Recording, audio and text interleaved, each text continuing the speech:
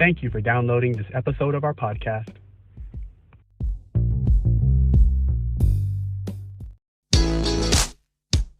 Hi, and welcome to the podcast for Solomon Staircase Masonic Lodge number 357, where we talk about all things related with Freemasonry, including Hermetic teachings, philosophy, reason, spirituality, and much more.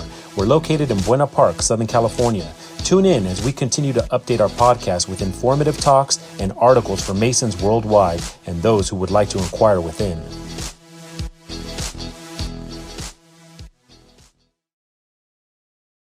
The following articles are from the Winter 2020-2021 California Freemason magazine, and this issue of the magazine focuses on designing the future, which is the theme, Vision 2050, updating a timeless mission. So our first article is The Deconstructed Lodge. The Masonic Lodge of Tomorrow is already here, and it doesn't have an address, by Antone Perucci. A young man steps off the Hyperloop tram, straightening his square and compass lapel pin. He's approaching a downtown museum where he'll soon enjoy a 7-course meal, followed by a lecture on 18th century Masonic esotericism. Although the lodge that organized tonight's event meets only occasionally, he's glad for the chance to gather with a group of fellow history lovers. His Masonic calendar has been busy lately. Last week he met with his charity lodge, a virtual gathering of Masonic video gamers is planned for the following week, and his home lodge is preparing for a degree ceremony the week after that. This imagined future of California Masonry isn't as far off as it might seem. The Lodge of Tomorrow, and thus the Masonic experience of tomorrow, will surely be different from today's, which in form and size hasn't changed much in a half a century. But that facade of uniformity belies a more fluid past. Since the formation of the Grand Lodge of California more than 170 years ago, Masons have met in everything from ornate temples to tiny lean-tos. Indeed, the Lodge as a concept was never intended to be immutable, and the Lodge of Tomorrow won't be any different. California's Masonic lodges have always reflected the lives of their members. The earliest gatherings were tiny congregations in mining camps where people from around the world established a network of mutual support. By mid-century, the expanding post-war middle class helped lodges grow into enormous civic institutions with several hundred members looking to participate in a shared experience. Now, increasingly, California lodges are adapting to reflect a nimbler generation in search of profound personal experiences. The Lodge of 2050 is here. To get a glimpse of Masonry's future, look no further than the trio of California lodges currently under dispensation. Each typifies important social and cultural trends, and together they point the way to a likely future for the craft. Each is intentionally small, mobile, and unencumbered by the administration of a lodge hall or temple. Most important, each of them is organized around a clearly expressed raison d'etre, whereas in the past lodges were established where demand exceeded capacity. These groups are held together by a shared philosophy, according to Michael Ramos, Lodge Development Manager for the Grand Lodge of California. Unless they have an identified culture of meaning that they're cultivating, Grand Lodge won't even accept the application, he says.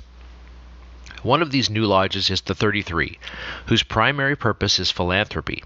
Membership is capped at just 33, and members are required to be Grand Master level donors to the California Masonic Foundation. Dues of $1,200 per year fund an annual $10,000 philanthropic budget, says Art Salazar, the current Grand Treasurer and founding Master of the Lodge. And since this was written, Art Salazar is now the Junior Grand Warden. Beyond the focus on charity, the Lodge's members envision a level of grandeur to their meetings, which will take place at various unusual locations, such as Hollywood's Magic Castle, where its first meeting is tentatively scheduled for spring 2021. However, Salazar stresses that membership in the 33 is meant to augment Mason's connection to the fraternity, not replace them. We'd be sad if one of our members left his home lodge to join us, Salazar says. A possible rule change may make that kind of dual lodge membership more feasible. Legislation to be voted on next year would allow lodges to meet less frequency than the currently mandated once per month. The 33 is among those that would propose meeting quarterly, making the time commitment of its multiple lodge members far more reasonable. For the moment, that's beyond the scope of the California Masonic Code, but as everyone knows, rules can change. Even within the current code, there exist some exceptions to the norm. The Columbia Historic Lodge, also under dispensation, operates as a sort of preservation society, dedicated to the management of the Masonic Hall inside Columbia Historic State Park. Like a research lodge, Columbia Historic does not confer degrees. It meets once a year, during which its membership congregates for a short business session, followed by a celebratory dinner, capping what for many is a family weekend getaway in the Sierra foothills. The Goldilocks concept. Expanding the possibilities for less frequent or quarterly meetings could open the door to all sorts of opportunities for members to affiliate with multiple lodges, including ones like the 33 that suit a narrowly defined interest. Hermes Lodge is another such lodge. Unlike the 33, the group opted for a permanent home inside the Long Beach Scottish Rite Temple, where its members are dedicated to the study of esoterica. Joseph Newman, the lodge's senior warden, is the man behind the Instagram handle @KeepersOfTheWord, a Masonic esoteric research group with 35,000 followers. Newman hopes to tap into that rich vein of interest with Hermes Lodge. We want to craft the experience around the mysticism and magic we think are central to traditional Masonry, he says. Donald Joe, junior warden for the lodge, says the Scottish Rite Temple suits that vision. The extensive library and the overall feel of the temple fit our purpose perfectly. Clearly, not every new lodge is for every member. Rather, they aim to be just right for a distinct few. Where the 33 and Hermes tend toward grand, ornate visions of what a lodge meeting can be, another newly instituted lodge, Palos Verdes, based in Gardena, is taking things in another direction. Its members are aiming for a kid-friendly environment with frequent, casual family gatherings, according to Secretary Renee Andalahau. Newman puts it plainly, having a central idea is allowing us to craft a lodge of brothers who all have something in common. What he's describing is essentially the affinity lodge, a common phenomenon in other Masonic jurisdictions, particularly in England. These lodges, which meet infrequently, exist in parallel to home lodges and are built around even narrower areas of interest. Things like classic cars or a favorite soccer club. These aren't neighborhood groups. Often members travel a great distance to attend meetings in, say, London once or twice a year. Some notable English affinity lodges include Radio Fraternity number 8040, whose members are amateur radio operators, and Shotokan Karate number 9752, whose members practice martial arts. In the United States, examples are fewer in number, but they're not unheard of. In the spring, this magazine featured Maryland's St. Florian 911 Lodge number 238, an affinity lodge for firefighters. Lodges based at a university were common in the mid-20th century, and California includes foreign language lodges like Maya number 793 and Pan American number 513, both of which work the degrees in Spanish. These aren't technically affinity lodges, as they hold degree ceremonies and meet monthly. On the other hand, they show that the idea of a themed lodge is one we're already familiar with. If affinity-style lodges take hold, it will become more possible, even desirable, to affiliate with several. Future Masons will be able to curate their own Masonic experience by joining up with multiple groups that fit their personality. Movable feasts. Each of these new lodges embodies a well-defined theme and is intended to deepen, not replace, the existing Masonic experience. What's missing from the picture is the actual lodge hall. The days of wanting to, or even being able to, afford real estate are long gone, Ramos says. Instead, tomorrow's lodges will choose meeting places that fit their individual needs, whether that's in an existing hall, a library, or a private club. When the intimate Freemasons Hall opened inside the California Memorial Masonic Temple in 2019, 9 different lodges began sharing the space. None of them is responsible for the administrative burden of managing it. No one got into Masonry to become a landlord, Ramos says. Freed of the need to form hall associations, repair a leaky roof, or find rental tenants, these lodges are able to direct their attention toward richer pursuits, like hosting guest lectures or family picnics or charity drives. Small and intimate, meaningful and relatable, agile and flexible. Somewhere in this alchemical brew lies the future of California's Masonic lodges. The Bedrock Lodges. What then of the 300-plus other lodges in California, many of which proudly own a lodge hall and have histories going back 150 years? Is there room in this vision for the traditional California lodge? In a word, yes.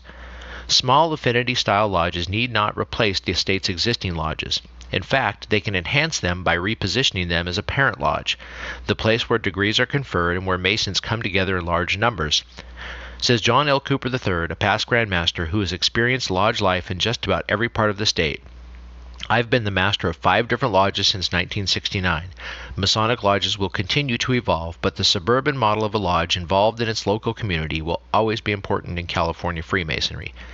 By offering tomorrow's prospects a range of satellite options orbiting around deeply rooted parent lodge, Ramos says the fraternity will be positioned to draw in ever more members who will see in California Freemasonry an organization suited to their world rather than their grandparents. The future may never be completely knowable, but at least one thing is certain: change, big or small, is here to stay.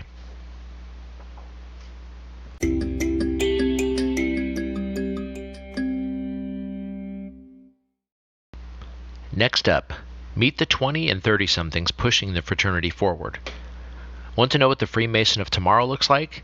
Then take a glance down the tail end of the membership rolls, where a generation of Millennial and Gen Z Masons are already beginning to reshape the fraternity in their image. While the youngest segment of Masons are a diverse bunch representing all manner of professions, interests, and backgrounds, they share a desire to engage with something bigger than themselves, something extraordinary. For some, that means forming a deep connection with lodge brothers, people they'd never meet otherwise. For others, it's finding a pathway to spiritual and intellectual meaning. In both cases, these young Masons say they want and expect a transformative experience within the lodge that enhances their lives outside it. A lot of younger Masons are looking for something profound, says 31-year-old Mark Stroop of Las Palmas, Ponderosa, number 366. These Masonic exemplars are having a deep impact on both their lodge and community, and in doing so represent Masonry's vanguard, leading the fraternity boldly into the future. Name: Alan Clayton. Age: 34. Occupation: barbershop owner. Lodge: La Jolla, number 518. A new look in La Jolla. When Alan Clayton walked into the lodge hall of La Jolla number 518 for the first time, he didn't know what kind of reception he'd get. Clayton, a heavily tattooed barber, acknowledges that his ink can invite skepticism in certain situations. But rather than give him the side eye, the Masons of La Jolla number 518 welcomed him right away. Two of the most senior members of the lodge, Bob Jesse, 93, and Joseph Allen, 84, sat with Clayton during the first lodge dinner and asked him about his work and family. The longer I'm a Mason, the more I realize that it's all about the internal qualities of a person, Clayton says. The Masons in the room understood that right away. Everyone just got it. That sense of camaraderie suited Clayton to a T, and before long he petitioned to join. Once in, Clayton helped refresh the lodge's image, not dramatically, he insists, just an update to its look. A little off the side, you might say. Just little changes I wanted to see, he says, to make it more suited to young people joining. That meant revamping the lodge's social media pages, particularly on Instagram, and organizing outings to Padres games and the Gulls of minor league hockey. Prior to the COVID-19 lockdown, the lodge was hosting a different outing every week on rotating days, so as many people as possible could participate. In 2019, the lodge named Clayton its Mason of the Year. That proactive approach is a page taken from his professional life. When the barbershop where he worked came up for sale in 2016, Clayton purchased it himself. I was afraid someone would step in and treat it differently, he says. While running the business means added stress and responsibility, Clayton says he's begun to see that as a positive. I feel like I can rise to the occasion, he says. I've found ways to enjoy the pressure. Like, I have an opportunity to help my employees make more money, have a better life, and that's a really fortunate position. A table of his own. Name: Gerson Cortez Palacios. Age: 30. Occupation: writer. Lodge: Chico Leland Stanford, number 111. Gerson Cortez Palacios was a jaded teenager, his words, when he was first exposed to Freemasonry. He was ditching high school in Orange County when a stranger at the library struck up a conversation and mentioned his lodge in Mexico. It really stuck in my mind, Palacios says. I could tell this guy really cherished it. After graduating from college in Chico and feeling an urge to put down roots, he decided to act on that memory. He reached out to Chico Leland Stanford Lodge number 111 and was invited to a stated meeting dinner. Still, he was apprehensive and a little intimidated at the prospect of joining a group that frankly didn't outwardly resemble him. However, he says, I remember sitting down at the closest table and everyone started talking about Game of Thrones. In my mind, I was like, oh, okay, I'm sitting at the nerd table. I have found my people. That really broke the ice for me. Palacios kept coming back for Thursday morning coffee meetings, growing ever more comfortable with the other members. These were mostly older dudes, a lot of them retired, but they were hilarious, really funny guys, he says. That kind of made the veil of mystique a little more translucent and less scary. It's just dudes hanging out. Now Palacios is assistant secretary for the lodge, and he's spending the shutdown finishing his first novel, a work of fantasy that draws on his anthropology studies. It's about this idea of an unbreakable connection between humans that we don't realize we have, he says. We have so much more in common than we like to acknowledge. Confidence Man. Name, Hrag Bakarian, age 31, occupation nursing home administrator. Lodges, Glendale Lodge number 368 and Round Table Lodge number 876. Hrag Bakarian was just a year into his new job as executive director at the GEM Transitional Care Center when the pandemic hit. Nursing homes like his, especially those serving high acuity patients, found themselves on the virus's crosshairs. Almost overnight, and with official guidance changing from one moment to the next, Bakarian was responsible for overseeing a massive operational response. That's a tall order for even the most seasoned nursing home administrator. For Bakarian, it was a baptism by fire. At the Pasadena facility, more than 50 residents tested positive. There was a lot of stress, Bakarian says. I had to try to stay calm and keep my confidence level high. It was a trying experience, but one that forced Bakarian to grow as a leader. There are things you can't understand until you're in the hot seat, he says. He fell back in part on his experience as Lodge Master of Glendale Lodge number 368, during which he learned to exude calm while learning on the fly. Though he was only 27 at the time, his lodge brothers looked to Bakarian to keep the 115-year-old lodge on track. In 2019, Bakarian reprised his lodge as lodge master at the newly chartered Round Table number 876. Bakarian was drawn to the close-knit group there, which reminded him of the tight social circles he'd grown up in Aleppo, Syria, before he moved to Southern California with his family at 13. At both lodges, Bakarian says he's drawn inspiration he puts into practice in his professional world. A lot of the Masonic practice is about using it in real life, he says. Absolutely, Freemasonry has shaped me to be what I am today. Learning as you go. Named Joe Resendez, age 22, occupation software engineer. Lodges Logos number 861, Antioch Brentwood number 175. Joe Resendez has always learned at his own pace, on the go, which explains how at 18 he got his start learning computer coding alongside a class of 5th graders, and also how later he wound up designing the curriculum his own teachers used to instruct him.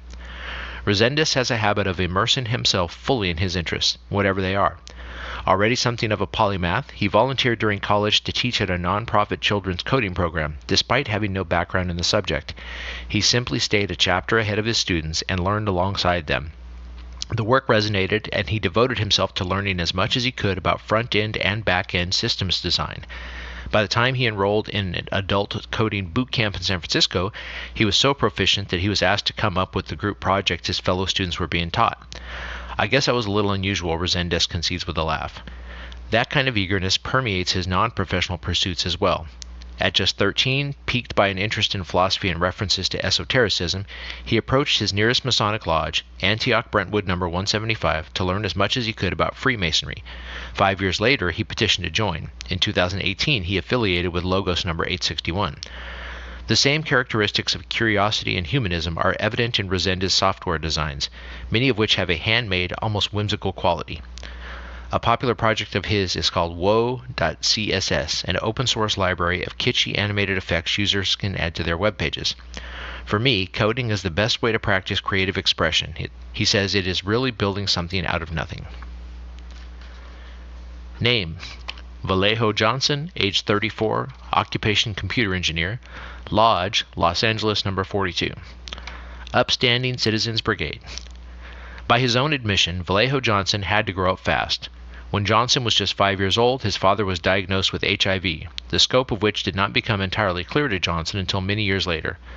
With one parent seriously ill and the other in a bitter fight over visitation rights, he says he was drawn to the people around him who exuded stability. He joined the military at 17 and was deployed twice to Iraq and once to Afghanistan. He also served in Germany, Italy, Djibouti, and all over the United States, eventually making sergeant.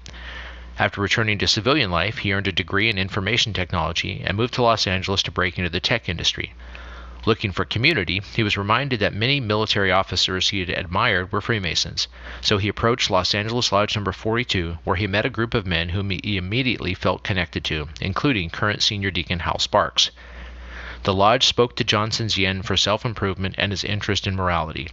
It was directly in line with all the good men I'd met in my life, he says. I wanted to be around people who were responsible, who made good decisions. I couldn't hang out with people who weren't like that. Ironically, as Johnson recently moved out of town, he's found himself drawn more than ever to his lodge brothers. As an IT engineer for Hulu, he's free to work remotely and recently purchased a home in Las Vegas. But with a background in software, he was among the first to suggest getting lodge members together online. Now he hosts Google Meetups every Tuesday. It's a way to keep the brotherhood alive, he says. Even with the virus, I don't see that ending anytime soon. The Ringer. Name Elway Balmores, age 34, occupation registered nurse, Lodge General Douglas MacArthur, number 853. As a single child of divorced parents, Elway Balmores grew up wanting an older brother. Finally, at age 28, he got one, or rather, he got 98 of them. This is beyond a fraternity. It's a family, Balmores says, of General Douglas MacArthur Lodge, number 853 in Sacramento. Balmores spent his childhood in Santa Cruz, where his parents had emigrated from the Philippines in late 1970s to work in the fields of Watsonville and Salinas. After spending high school in South San Francisco, he returned to his parents' homeland in a college basketball scholarship and earned a nursing degree. He came home to the U.S. after college and found work in Sacramento, where he met past lodge master Enrique Cosculuela of General Douglas MacArthur, number 853. Balmores petitioned to join and at age 28 was raised a Master Mason, still one of the youngest members in the lodge. I could tell these guys cared about one another, he says. These are people I can go to at 2 a.m. and say I've got a flat tire and they'll be like, I'll be there in 15 minutes. However, Balmores says it wasn't until 2017 that he truly earned his place, when the lodge participated in the annual Traveling Master Mason Weekend held in San Francisco, a large annual gathering of Filipino Freemasons from across the West. The weekend included a basketball tournament, and Balmores, 6'2" with college play on his resume, was suddenly a hot commodity. General Douglas MacArthur, number 853, won the tournament. After that, my age didn't matter anymore, he says with a laugh. A higher calling. Mark Stroop, age 31, occupation psychotherapist, Lodge Las Palmas Ponderosa, number 366. Mark Stroop figures he was 10 years old when he had his first existential crisis. I remember asking my parents, "What else do you do?" He says, "You go to work, you come home. That's it?" Thus began what's been a lifelong search for higher meaning for Stroop, a quest that led him to Las Palmas Ponderosa Lodge, number 366. Freemasonry, with its expansive symbolic language of morality, spoke to Stroop on a deep level. As a result, he's risen quickly, becoming his lodge's first candidate in more than a decade to perform the long-form lectures and degrees. Today, he is senior warden and also high priest of the Royal Arch in the York Rite Bodies of Hanford. He also formed a study group for the Scottish Rite Master Craftsman program and prepares lectures analyzing the degrees. In 2019, he received the rank of Knight Commander of the Court of Honor, making him the youngest such member in the Valley. I really love lecturing and discussing these things with others, he says. These are very cryptic mysteries. They deserve contemplation and meditation. As a juvenile psychotherapist for Fresno County, Stroop works with clients who are recently in psychiatric care. He brings the same studiousness and open-mindedness to his professional work as he does to his Masonic pursuits. A lot of therapy is listening, he says. I guess that's what I do best. Listening, observing, studying. The Rebirth. Name, Chris Carney. Occupation, actor, model. Age 33. Lodge, Liberal Arts, number 677. The beginning of Chris Carney's professional football career was also the end of it. After 4 years at Kansas State, where he was an all Big 12 conference player, his body was a shambles. A meniscus tear left him with a bulky knee. Then he developed shin splints. He tore a shoulder ligament. He broke a finger. He had hernia surgery. Carney was invited to training camp with the NFL's Tampa Bay Buccaneers, yet he was realistic about his chances. Sure enough, he didn't last long, so he decided to pack up a U-Haul and give his fallback plan a try, move to LA and get into acting. It didn't take long to find work in Hollywood, first in commercials, Pepsi, Caterpillar, Dodge, and eventually acting on TNT's The Good Ship, Fox's 911, Netflix's Lucifer. Even with that success, though, he missed football life. I didn't have that same camaraderie, he says. He found it again in Freemasonry. Carney reached out to his uncle, a lodge master in Massachusetts, who provided him with a letter of introduction to Liberal Arts number 677 in West LA.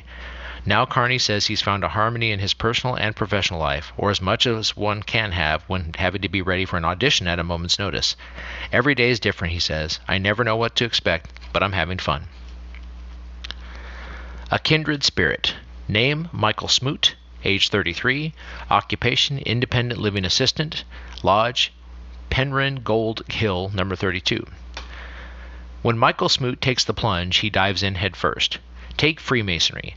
Since being initiated into Penryn Gold Hill number 32 in 2018, he's amassed a library of nearly 2,000 books on esotericism. He's visited several nearby lodges, and he named his first son Solomon. That enthusiasm seems to permeate all of Smoot's pursuits. Now he's hoping to bring it to a new profession. Since March, Smoot has been studying to become a member of the Sheriff's Department in Placer County. With everything going on, I'm just hoping to make a positive change, he says.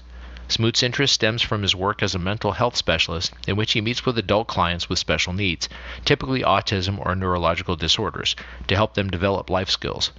A lot of special needs adults have to interact with the police, he says, and most police don't have enough training working with them. Volunteering at local police departments, he decided that he was in a unique position to effect that change from within. Within Masonry, Smoot has been cheered on by past Grandmaster John Cooper III, who he met at his first lodge dinner. I had no idea who he was or what a Grandmaster was, but he invited me to his talk after the meeting. Cooper followed up later to ask Smoot about his book collection. The two struck up a friendship that continues today. That's the cool thing about Masonry, Smoot says. Everybody always has been that welcoming.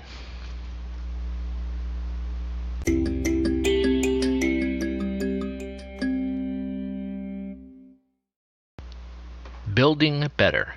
The Masons of California cast their eyes past the lodge doors and toward 2025 and beyond, by Ian A. Stewart. Back in January, when Brandon Lippincott and a diverse group of other California Masons were asked to start thinking about the future of the organization, the challenge was to drill down and figure out what was most essential about the fraternity. Close to a year later, the world answered that question for him. I miss my brothers, Lippincott, a member of Conejo Valley number 807, says. Being stuck at home all the time, I miss being able to see them and hang out and have all the conversations we'd normally have.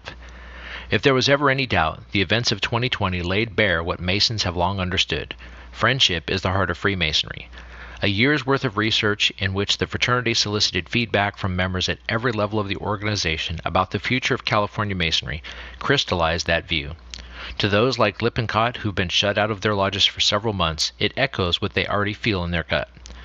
This fall, the Masons of California phased out the 2020 Fraternity Plan, a 5-year roadmap drawn up in 2015 and designed to bring the fraternity into the new decade.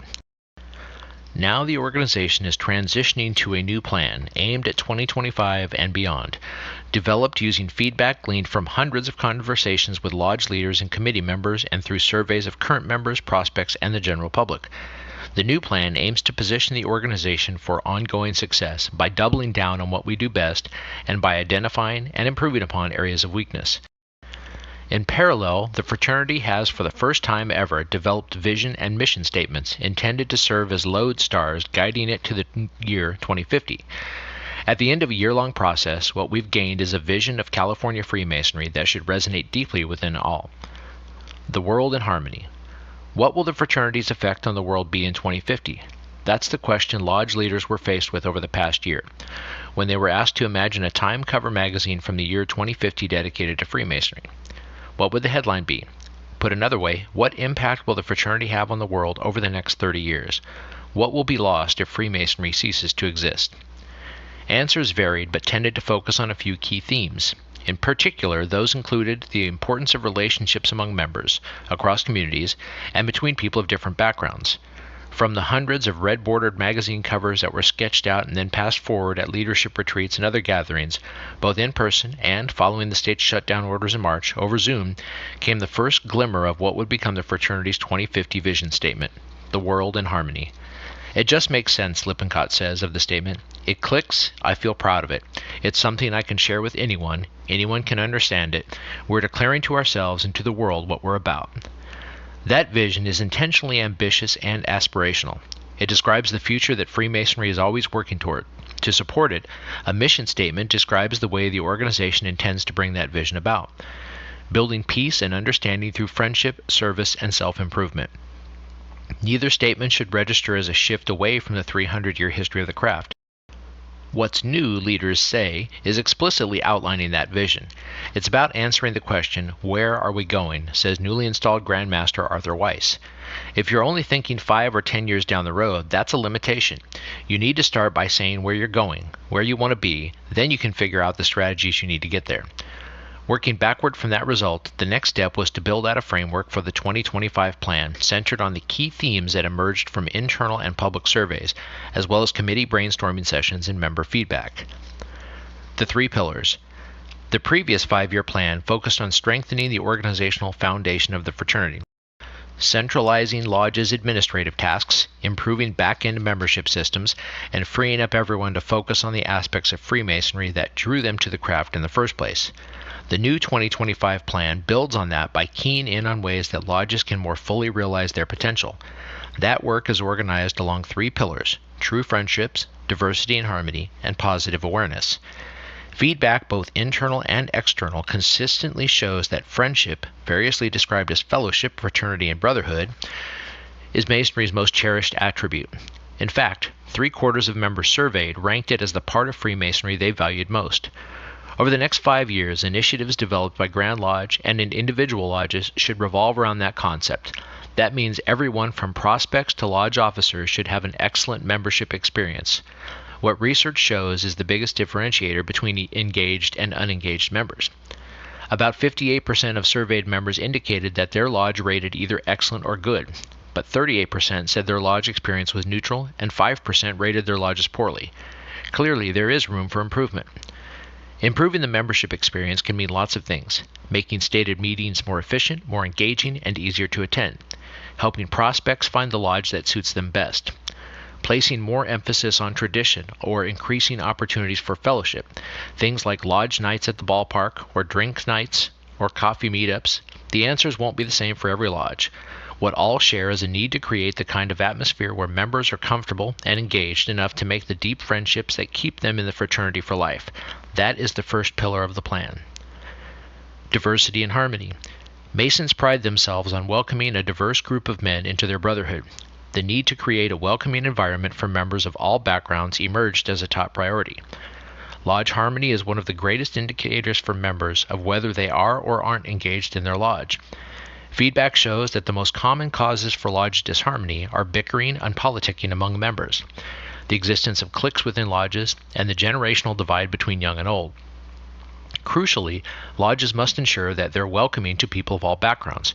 For example, the study showed that 83% of Latino prospects, who when surveyed indicated high levels of enthusiasm for Freemasonry, cite the need for lodges to be more welcoming to people of all ethnicities.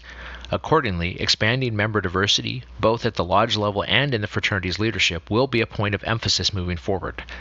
Devin Hicks of Menifee Lodge Valley number 289, another member of the strategic planning group who helped craft the public survey, says it's an important goal that many lodges haven't grappled with. If you don't experience it, you just can't know, he says. When I joined my lodge, I was the only black person. Some people were shocked that there could be any kind of prejudice in a lodge. I'm not shocked. It's everywhere in our communities.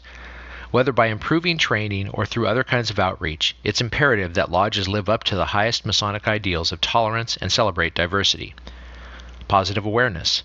The third pillar of the 2025 plan, perhaps the greatest differentiator from past plans, is improving positive awareness of the fraternity among the general public. Historically, Freemasons have directed their focus inward. Now we want to look beyond the lodge door. Masons have long struggled to articulate the benefits of membership to outsiders. Many assume they're barred from discussing the fraternity unless asked about it first. According to survey data, 57% of California Masons said they, incorrectly, believed they needed to wait to be asked. Only a third said they actively promote the organization to others. The irony is that overwhelmingly, Masons first learn about the fraternity through their family members and friends, in other words, by those close to them, talking about it. By encouraging members to speak openly about the fraternity with the people in their lives, we can increase Freemasonry's profile and reach, attract new prospects, and counter some of the negative stereotypes that endure in popular culture. If I'm empowered to discuss Masonry, that's going to bring more members in, Hicks says. Everything flows from that. For people to be aware that the Masons are here in the community, they have to see us.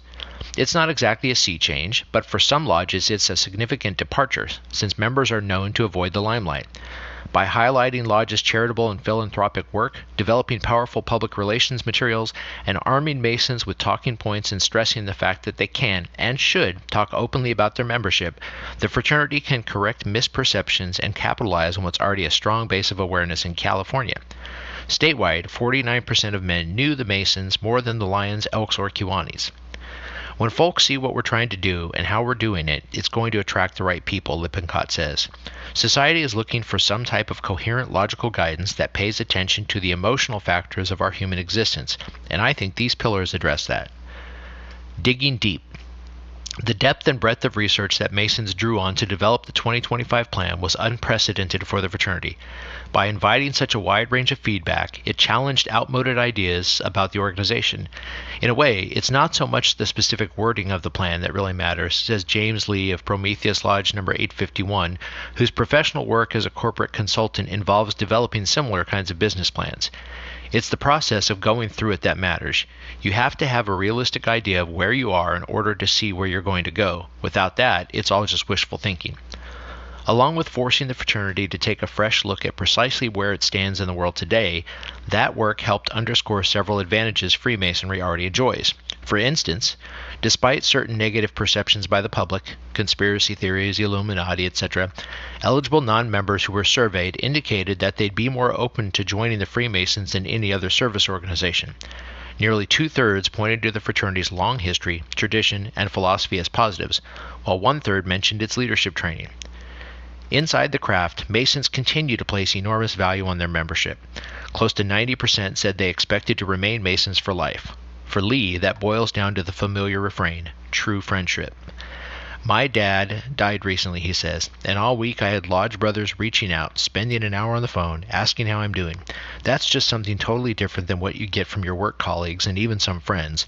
The depth of friendship and the intimacy I've experienced is not something I'd ever have associated with a group like this.